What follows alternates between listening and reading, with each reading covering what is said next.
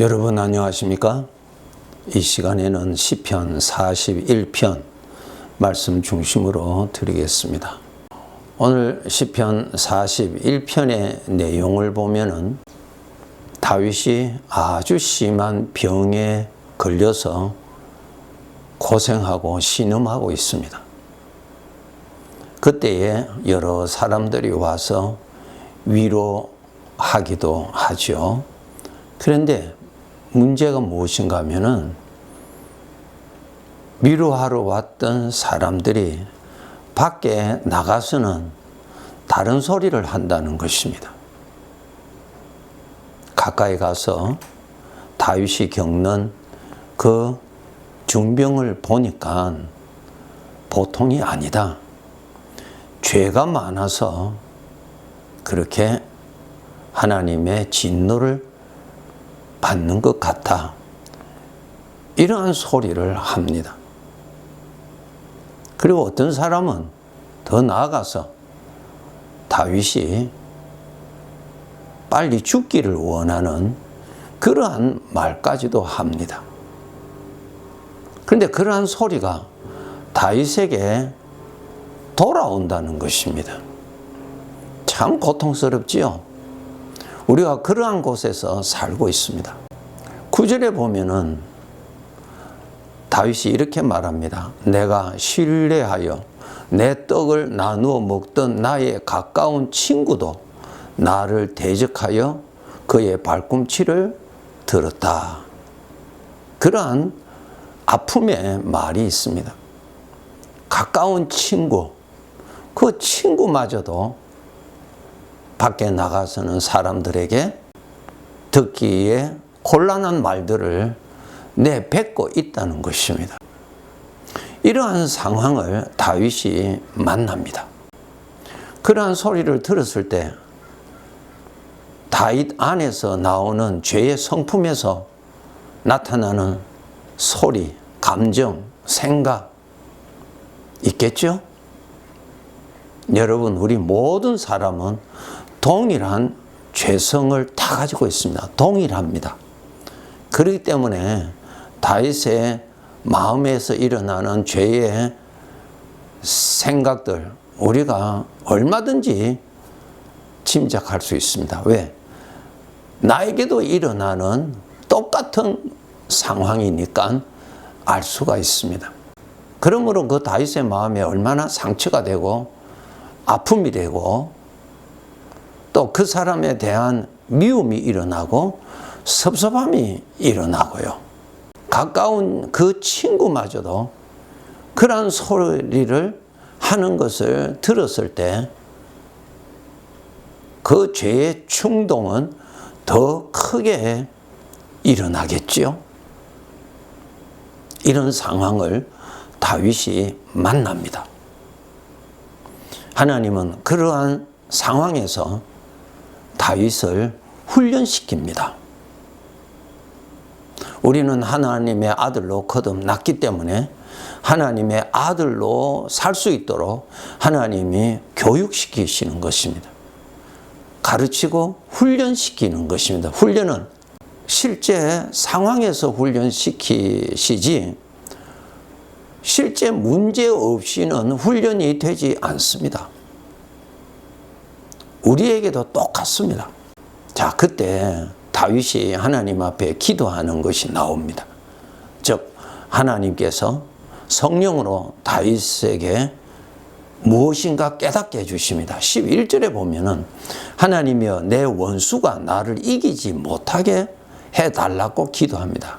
내 원수가 나를 이기지 못하도록 기도합니다. 성령의 도움이죠. 내 원수가 누굽니까? 나를 향하여서 말하는 그 사람? 아니에요. 그 사람 속에서 일하고 있는 죄가 내 원수예요. 그리고 그 사람 속에서 일하고 있는 그 죄가 내 안에서도 일하는 동일한 죄입니다. 내 원수입니다. 이것부터 우리가 훈련을 잘 받아야 됩니다.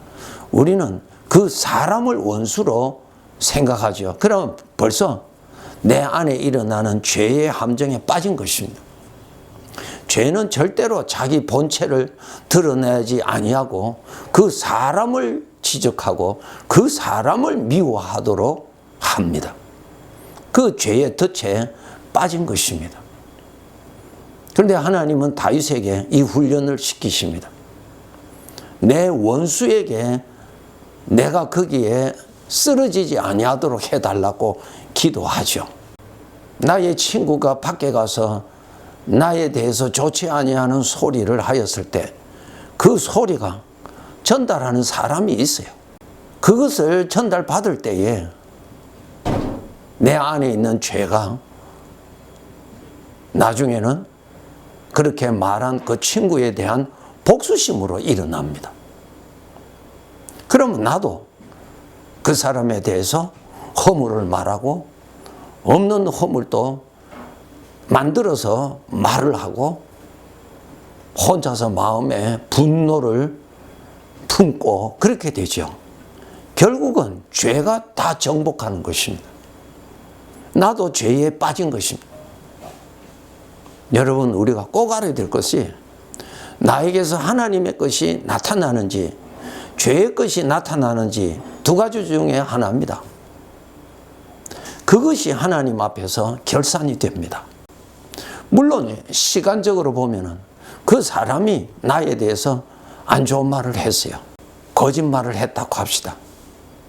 그 사람이 분명히 그 사람 속에 있는 죄의 생각에 빠져서 그렇게 말했어요.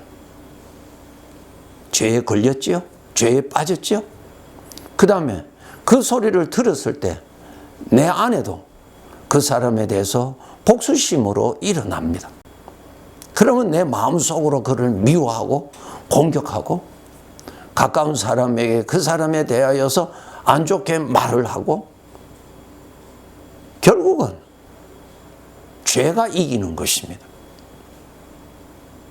누가 먼저 죄가 나타나느냐 하는 죄의 순서가 다를 뿐 내가 나중에 죄에 빠진 것 순서지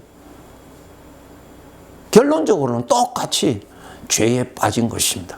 똑같이 범죄한 것입니다. 똑같이 죄로 인하여서 하나님을 욕되게 한 그러한 결과가 되는 것입니다. 하나님은 다윗에게 이것을 깨닫게 해주신 것입니다. 내 원수가 나를 이기지 못하게 해달라고. 이런 가운데서 내 원수가 누군지, 누가 배후에서 조종하는지 죄가 이렇게 말하고 있다는 것을 알아야 됩니다. 죄는 내 안에서도 얼마든지 나타나서 속삭일 수 있고 충동질할 수 있습니다. 창세기에 보면은 아담 하와가 범죄하였을 때 하나님이 아담을 부르시고 하와를 부르시고 하였을 때 저들이 자기 속에 있는 죄에 대해서는 언급하지 않습니다. 나를 유혹한 그 사람을 말을 합니다. 죄의 본성이 그렇습니다. 죄는 절대로 자기 정체를 드러내지 않습니다. 사람을 자꾸 지적해서 그 사람을 미워하고 그 사람에게 복수하고자 하는 것입니다. 이 죄의 특징이에요. 그런데 다윗은 하나님의 은혜로 내 원수가 그 사람이 아니라 그 사람 속에서 지금 일하고 있는 그 죄가 내 원수라고 하는 것. 그 소리를 들었을 때 복수하고자 하는 생각을 주는 나에게 나타나는 그 죄가 내 원수라고 하는 사실입니다. 여기에 빠지지 않도록 해야 됩니다. 이거 하나님이 훈련시키시는 것입니다. 어떤 훈련? 죄의 성품에서 이런 판단 저런 판단 이러한 감정 이러한 생각이 일어나는 그 상황에서 그것이 들리고 그러한 충동을 받을지라도 그것과 따라가지 아니하고 그것을 누리지 아니하고 그것에 동참하지 아니하고 성령의 것을 누리고 성령과 함께하고 성령이 주시는 거룩함을 누리고 생명을 누리고 평안을 누리게 하는 훈련을 하나님이 시키시는 것입니다. 그래서 여러분 성령으로 거듭났으면 성령의 도움을 받고 살아야 하나님의 아들의 삶이 되는 것입니다. 우리는 성령으로 거듭나기 전에는 죄와 연합이 되었기 때문에 죄에서 오는 것으로 우리는 살아왔어요.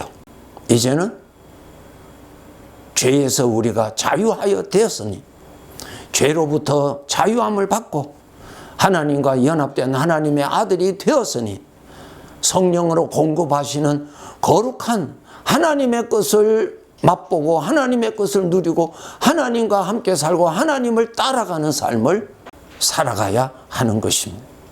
이러기 위해서는 성경 말씀을 통해서 배워야 되고 훈련받고 배워야 되고 훈련을 받아야 하나님의 아들답게 살아가는 성숙한 사람이 되는 것입니다.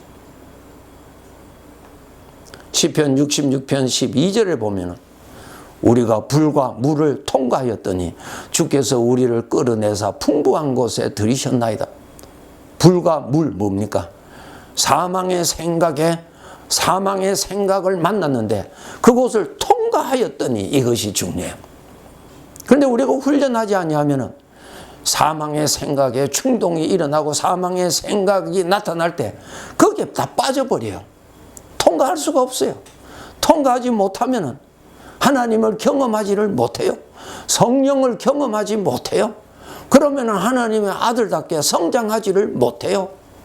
통과를 해야 되는 거예요. 잿더미가 되면은 하나님의 아들로서 발전이 없어요. 우리가 불과 물을 통과하였더니 풍부한 곳에 들이셨나이다. 풍부한 것이 무엇입니까? 풍부한 성령의 것을 누릴 수 있는 사람으로 더욱더욱 영역이 넓어지더라 하는 것입니다. 나의 창조주 하나님은, 나를 구원해 주신 하나님 아버지는 나에게 원하시는 관심은 나에게서 성령의 것이 나타나는지 죄의 것이 나타나는지 그것입니다. 죄의 것이 나타나는 것은 더욱더욱 줄어들어가야 되고 성령의 것은 더욱더욱 나타나야 정상적인 성장함이죠. 전도서 10장 20절에 보면은 심중에라도 왕을 저주하지 말며 침실에서도 부자를 저주하지 말라. 공중의 새가 그 소리를 전하고 날짐승이 그 일을 전파할 것이니라. 심중에라도 왕을 저주하지 말라. 왕이 듣지 않기 때문에 내가 마음대로 말을 해도 된다. 아니에요. 왕이 듣지 않더라도 나에게서 무엇이 나옵니까? 죄가 나타나잖아요. 우리의 삶은 하나님이 평가하시지 그 왕이 나를 평가하지 않지요. 하나님이 평가하세요. 하나님이 내 주인이에요.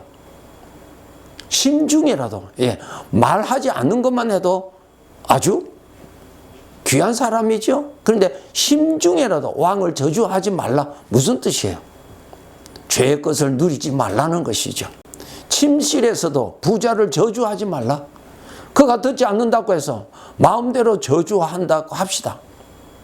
물론 듣는 데서 저주하지 않아야 되겠지만 듣지 않는 데서도 안 해야 됩니다. 왜 그런가 하면은 나에게서 죄가 나타나느냐 성령의 것이 나타나느냐 하는 것이 나의 주인의 관심의 초점입니다. 그 점을 알아야 됩니다. 인생은 나의 주인 앞에서 사는 것입니다. 주인은 나의 모든 것을 다 아시는 분이시죠. 그렇기 때문에 주인의 심판은 공평한 것입니다. 왜? 모든 것을 아시기 때문에. 그래서 오늘 시편 41편에 있는 것처럼 다윗이 자기 앞에서는 이웃들이 그런 소리를 안 하지만 밖에 나가서는 좋지 아니한 소리를 마구 하고 친구마저도 그런 소리를 했을 때 그 다윗에게 그 죄의 것이 얼마나 더 많이 일어나겠느냐 하는 것입니다. 마음 놓고 일어날 것입니다. 마음 놓고 섭섭하고 마음 놓고 미워하고 마음 놓고 그 사람에 대해서 욕을 할 수가 있을 것입니다. 사람들은 그 상황을 보고 다 이해를 해 줄 것입니다. 그러나 내 삶의 주인은 하나님이십니다. 하나님으로부터 칭찬을 받아야 그 칭찬이 시들지 아니하는 우리가 장차 천국에서 살 영광이 되는 것임을 명심하고 살아야 합니다. 죄의 것을 누리지 말고 마음으로도 누리지 말고 성령의 것을 누리고 살아야 하나님 보시기에 심히 좋았다 하는 그러한 삶이 되는 것입니다. 평생 하나님은 우리를 이렇게 훈련시키십니다. 훈련시켜서 더 좋은 아들이 되고 더 좋은 삶을 살아서 아버지께서 사랑하는 아들에게 천국에서 더 크고 더 영광스러운 영광을 주시고자 원하시는 것이 아버지의 사랑의 뜻입니다. 아가서 2장 1절 3절에 보면은 나는 샤론에 수순하여 골짜기에 백합화로다 그랬어요. 여자들 중에 내 사랑은 가시나무 가운데 백합화 같도다 그랬어요. 골짜기에 백합화다. 이 세상 사람들은 죄의 것을 자랑하고 죄의 것을 사랑하고 죄의 것을 누리고 사는 그러한 사람들이기 때문에 하나님 보시기에 아름다운 백합화가 그 사람에게서 나올 수가 없습니다. 그런데 나는 골짜기에 백합화로다.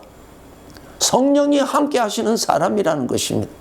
성령이 함께 하시는 사람, 성령의 향기가 나타나는 사람, 죄의 독성이 나타나는 사람이 아니라 생명의 향기가 나타나는 사람이라는 것이죠.